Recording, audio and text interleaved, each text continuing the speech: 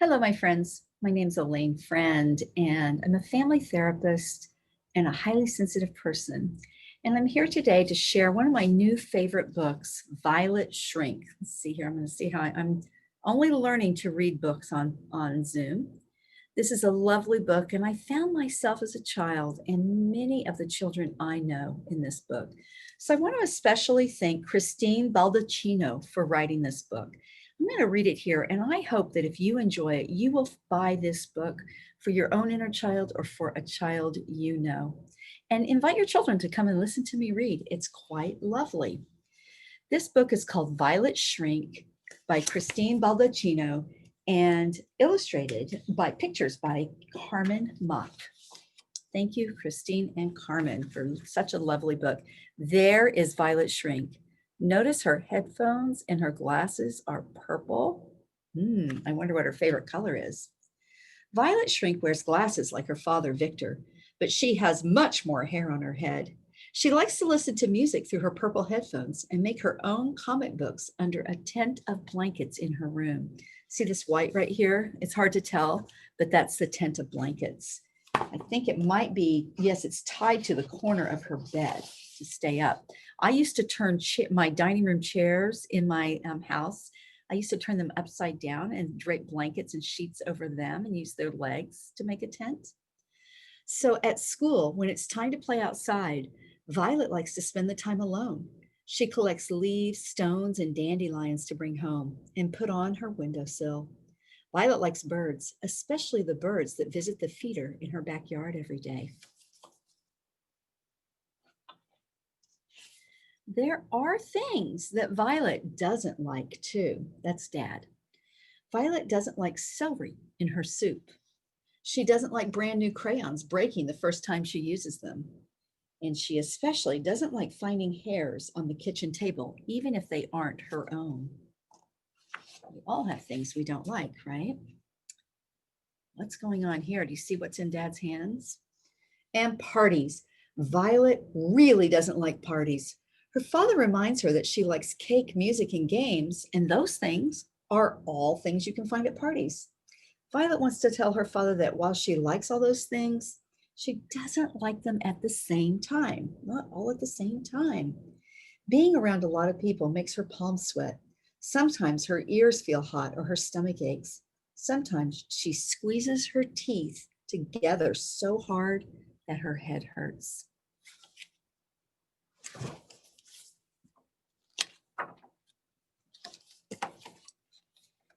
See if you can see these pictures. Here we go. And there's Violet. Violet loves her father very much, even though he often gets her to go to a party by using a word she's never heard before, a word like reception or function or potluck. He tells her to play with the other children and say hello to all the grown-ups. But Violet wishes she could just stay home in her tent with her purple headphones and her comic books. I really did not like parties as a child, and guess what? I still don't like them as a grown-up. One day, while Violet is picking celery out of her soup, Violet's father tells her they have been invited to a little shindig for Cousin Shar. When they arrive at her cousin's house, Violet is horrified to discover that it is a birthday party. Doggone it, shindig, who knew? That's a creative dad coming up with all those words, but Violet feels tricked. Violet spends the entire time hiding under the kitchen table. She imagines she is a shark, sleek and smooth and silver, with 100 sharp white teeth. She swims in circles and loop-de-loops, hunting for sandwiches to eat. Her ears don't feel hot anymore because sharks don't have ears that stick out the way hers do. And her palms aren't sweating because sharks don't have hands. See Violet's glasses on the shark. I love that.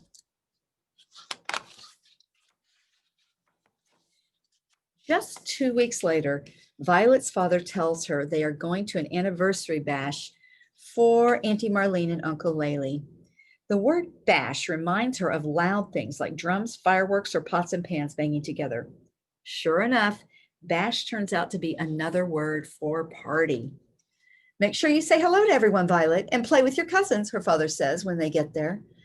No hiding under tables today, okay? Violet wipes her sweaty palms on her pants and squeezes her teeth together until her head hurts. Where are Violet's glasses in this picture? Here we are at the party. She doesn't hide under a table. Instead, she sits quietly at the top of the stairs where no one can see her, legs dangling between the banisters. She imagines she's a snake, gold and green as a dandelion, wrapped around the branch of a very tall tree. Balanced on a branch below is the chocolatiest slice of chocolate cake. That might be one problem with being up in the balcony, right? Where's the cake's down below in the party? Violet knows her father isn't trying to be mean. He wants her to go to parties for the same reason he keeps putting celery in her soup. He thinks it's good for her. But when Violet's father tells her that the Shrink family reunion is coming up, she silently goes to her room. There will be a lot more relatives than usual, and more people means more voices, louder voices. Uncle Louis will play his accordion, and Uncle Joe will do his weird moose stuck in the mud dance, and all of Violet's aunts will laugh so loud she'll feel it in the pit of her stomach. Violet isn't hungry anymore, not even for dessert. All she wants to do is crawl into her blanket tent, put her headphones on, and draw pictures of bats. But that will have to wait. There we are in the bed, in the bedroom, sitting on the bed. Dad, I have an important thing to say, Violet says, as he's tucking her into bed for the night. Okay, he says, putting on his listening for real face. I don't like parties, Violet says. Her stomach gives an unpleasant little flutter. Or shindigs, or bashes, or get-togethers, or gatherings. I don't like any of those things. Her dad starts to say what he always says. You like cake, don't you? And you like music, don't you? And you like games, don't you? Yes, Violet replies, but not all at the same time. She tells him how her stomach hurts and her palms sweat and her ears get hot. Her father keeps his listening for real face on the whole time, which makes the words come more easily. And I don't like celery in my soup, she adds. I don't think I ever will. What if I leave out the celery and put in extra carrots, he asks. I don't hate carrots, she replies. Well, that solves that. Now, what are we going to do about all those parties? I think I know, Violet says, glancing at her blanket tent. Violet's going to find a solution that is one that I like. How do you take your blanket tent, your headphones, and your comic books that make you feel so happy?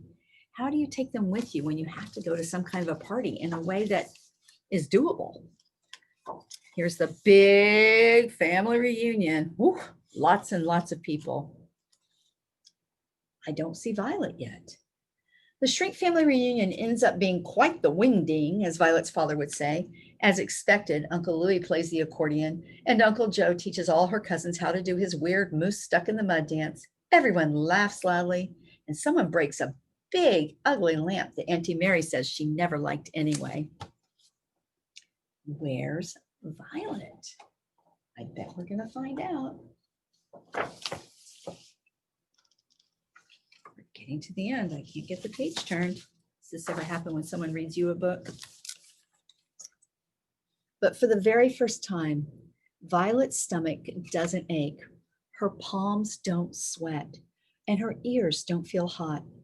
Because as the Shrink family parties late into the evening, where's Violet? Violet sits under the dessert table, purple headphones over her ears, a pile of comic books in her lap, and a smile on her face. I love the way Violet and Dad made a great solution to help Violet go to the family shindigs and parties, and yet still take care of herself. So Violet Shrink, thank you so much, Christine and Carmen, for making this beautiful book for highly sensitive people and children. Bye for now.